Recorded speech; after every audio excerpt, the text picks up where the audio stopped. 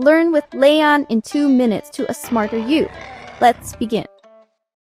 Hey kids, have you ever wondered how rain falls from the sky? Let me tell you a magical story about the water cycle. It all starts with the sun.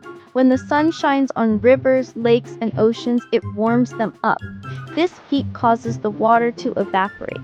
Kinda like when you see steam rising from a hot cup of tea. The water turns into vapor and rises up into the sky. Now, as the water vapor rises, it gets cooler. And when it cools down, it turns into tiny water droplets. These droplets come together to form clouds. That's why clouds look so fluffy and white. But that's not all.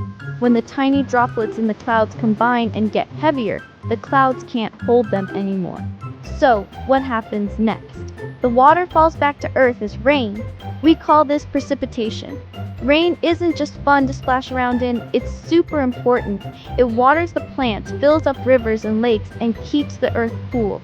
Without rain, nothing would grow. So, next time you see a cloud in the sky, you'll know that it might be getting ready to bring some rain your way. Don't forget to follow us, leave a comment, ring the bell, and subscribe to the channel to learn more with Layan in 2 minutes.